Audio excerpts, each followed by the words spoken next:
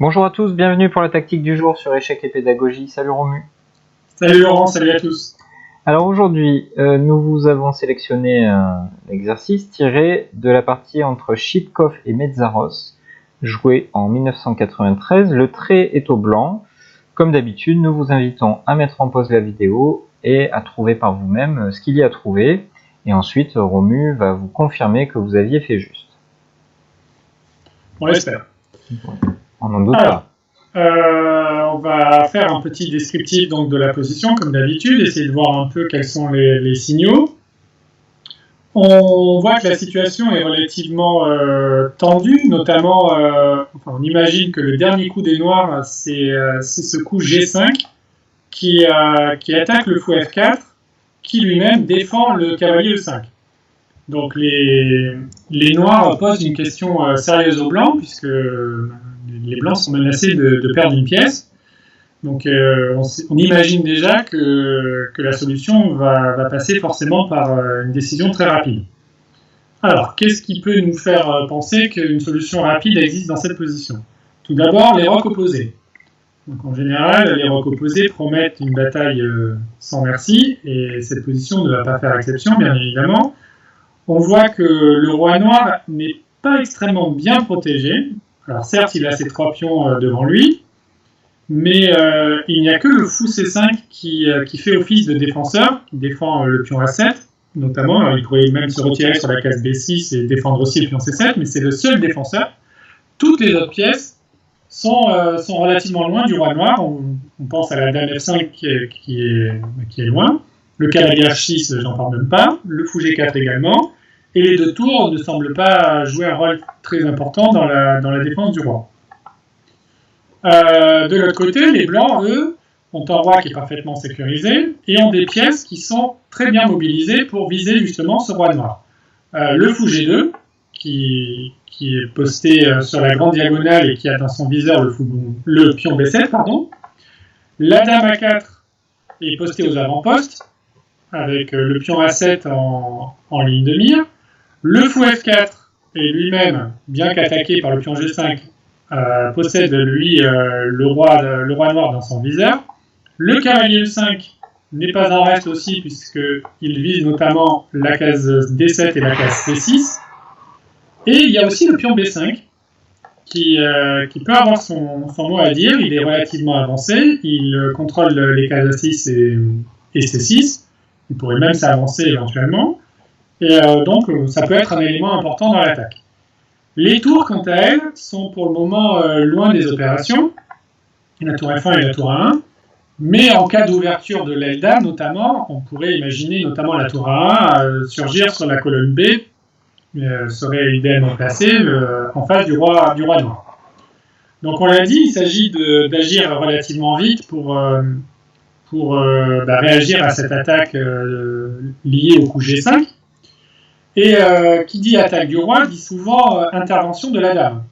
Il faut que notre dame blanche, certes, elle est bien placée et elle a dans son viseur le pion A7, mais pour le moment, il n'y a pas d'autres pièces blanches qui peuvent viser ce pion A7. Donc il faudrait que cette dame participe à l'attaque en collaboration avec les autres pièces. Et pour cela, le coup qui permet cette collaboration entre toutes les pièces blanches, c'est le coup B6. Qui semble surprenant au premier abord, puisque le pion est en prise 3 fois. Mais en jouant B6, on crée une menace directe, bien sûr, sur le pion A7, on menace dame prend A7. On pourrait éventuellement aussi viser la case C7 avec pion prend C7 et des découvertes avec le cavalier E5.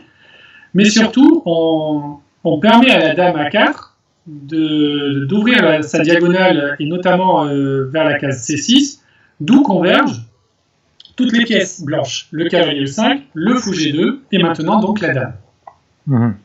Donc on comprend que ce coup B6, c'est un coup de libération qui va permettre d'ouvrir les lignes. Alors c'est quand même quelque chose d'assez classique de chercher à ouvrir les lignes avant d'attaquer. Mais ici, c'est une ouverture de ligne un petit peu particulière. Alors on a différentes options avec les noirs. Qu'est-ce qui va se passer sur le coup qui me semble l'un des plus naturels, A prend B6? On accepte ce pion et on conserve un roc relativement solide à première vue. Alors, il y a urgence, donc comme toujours, on regarde les échecs en premier et on essaie de justifier notre dernier coup qui était B6. Et donc on a bien compris que maintenant la case C6 devient une case critique avec donc le fou G2, le cavalier E5 et la dame A4 qui la vise. Et donc on va faire cavalier C6 échec. Bien sûr, on ne craint pas la prise, puisque après fou prend C6, on menacerait de manière imparable dame A8 mat. Ouais, et là on verrait justement l'un des défauts de cette reprise A prend B6, puisqu'on a ouvert l'accès pour la dame, avec le soutien du fou C6, effectivement c'est mat. Mais alors après cavalier C6, les noirs peuvent essayer de s'enfuir, avec ce coup roi C8, et on se dit malgré quelques échecs, peut-être que mon roi pourrait trouver un refuge à l'aile roi. Alors justement, on va éviter que le roi parte sur la case D7, en jouant le coup cavalier A7 échec. Donc la case D7 est bien sûr interdite par la dame A4. Okay. Donc roi B8 est forcé. Et là, on joue cavalier B5. Qui menace fou prend C7. Et aussi éventuellement dame A7 qui peut arriver, bien sûr. On voit le chemin assez étonnant de ce cavalier, qui était bien posté sur E5 et qui a réussi, après quelques échecs bien sentis, à se replacer plutôt sur B5 et à recréer une meilleure collaboration avec sa dame. Alors comment se défendre dans ces cas-là ? Tu viens de le dire, la menace fou prend C7, c'est la menace principale, donc il faut regarder le coup le plus évident, pion prend F4. Ouais, pion prend F4 pour éliminer ce fou. Et là, il s'agit encore d'ouvrir un peu plus les lignes, et parce que dame A7, qui pourrait être tentant, bien sûr, n'est pas trop grave, parce qu'après dame prend B7, le roi arrive à s'enfuir, roi D7, dame prend C7, roi 6, certainement, ouais. Et le roi se faufile et il va s'abriter sur l'aile roi. Et malheureusement pour les blancs, on n'arrive pas à finir le travail. Donc il s'agit d'éviter ce scénario. Et pour cela, on va faire fou prend B7, qui a le mérite de menacer dame A8 mat. Et après roi prend B7, maintenant le pion C7 va être attaqué par la dame qui va arriver donc sur la case A7, donc par dame A7 échec. Roi C6 ou roi C8, peu importe. Et là, la grosse différence, c'est que grâce à fou prend B7, on a fait disparaître donc ce pion B7 et ainsi permettre à la dame A7 de prendre le pion C7 en faisant mat. Ouais. Donc ici, c'était vraiment une histoire d'anticipation, finalement. À la fois, après cavalier C6 échec, roi C8, on anticipe le départ du roi par D7, donc on lui demande gentiment de rester avec nous. Et ensuite, au moment de terminer l'attaque, on ne se précipite pas sur dame A7 comme on pourrait le faire sans réfléchir, mais on anticipe le départ du roi et donc on essaie de gagner du temps en ouvrant plus de lignes avec fou prend B7. Donc une ligne quand même assez instructive et avec cette idée du transfert du cavalier de E5 vers B5 qui est quand même assez rare pour être souligné. Ok, donc après B6, on ne peut pas prendre avec le pion 1, l'autre coup logique c'est quand même de prendre du fou. Ce qui nous permet notamment de renforcer les cases C7, les pions C7 et A7, et bien que la colonne B soit ouverte, pour l'instant, elle est quand même bien bouchée. Alors comment est-ce qu'on va continuer là-dessus ? Alors là, pas vraiment de surprise, on va bien sûr continuer par cavalier C6, on a bien compris que c'est le coup thématique. Donc là, deux alternatives, prendre ou ne pas prendre. Donc, dans la partie, il a joué roi A8, il n'a pas pris. Si les noirs capturent le cavalier, on va faire dame prend C6 cette fois, pour menacer, bien sûr, mat en B7 ou A8. Le seul coup pour éviter le mat, c'est roi C8. Et là, on a l'impression qu'on n'arrive pas trop à finir le travail, puisque dame B7 échec, ça permettrait la fuite du roi par D7, E7 et un peu comme tout à l'heure, le roi arriverait à se faufiler. Mais encore une fois, il y a un sacrifice de destruction qui ouvre encore un peu plus les lignes, c'est fou prend C7.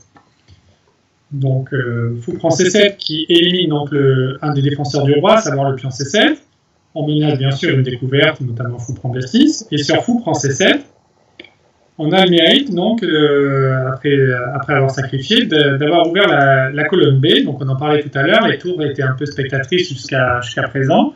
Et là, maintenant, la tour A1 arrive avec avec une grosse menace. Après tour B1, on menace l'esthétique tour B8. Alors, on va jouer un coup pour un coup lambda, puisque de toute façon, sur n'importe quel coup, les blancs vont faire cette fameuse menace. Donc tour B8, on connaît ce schéma de maths, on l'a déjà croisé.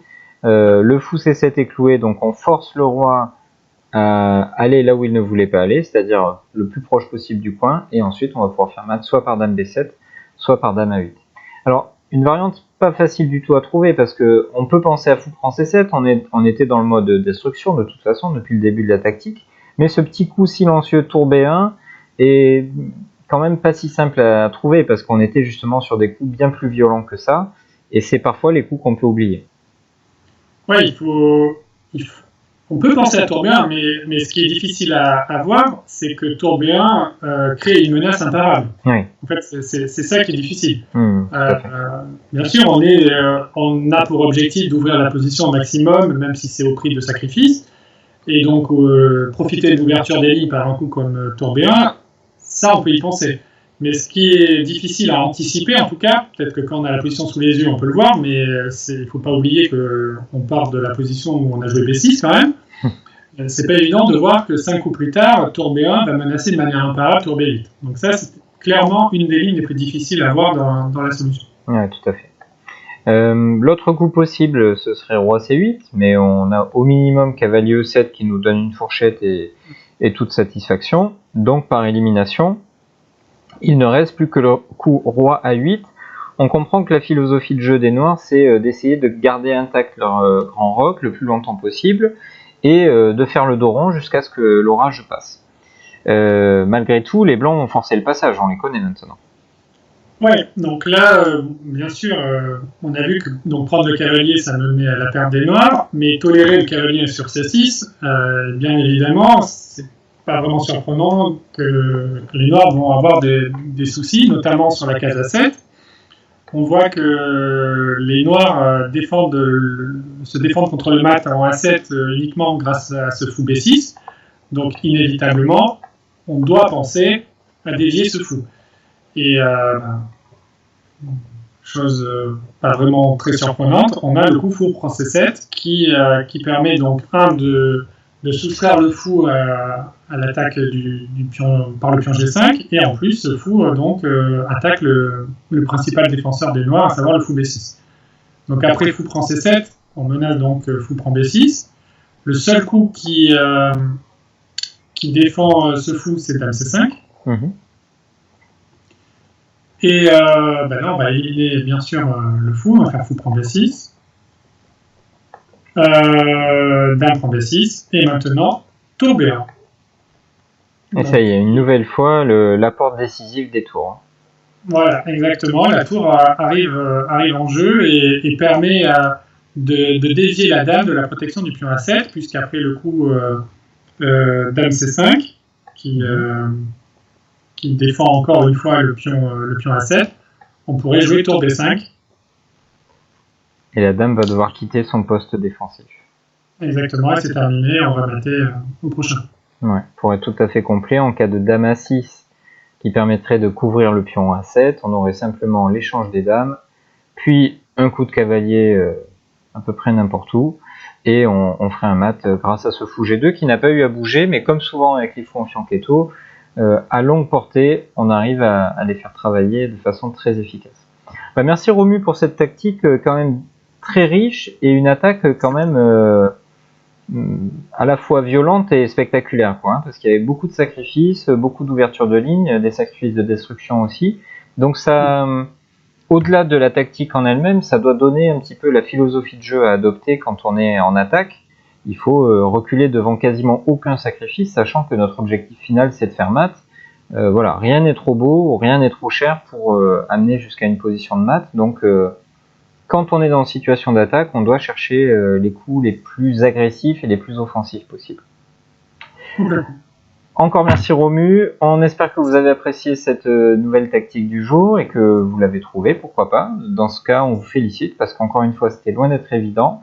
N'hésitez pas à liker la vidéo, à vous abonner à la chaîne si ce n'est pas encore fait, à commenter, à partager auprès de vos amis notre travail quotidien et on vous donne rendez-vous dès demain pour une nouvelle vidéo. À bientôt. Au revoir. Au revoir.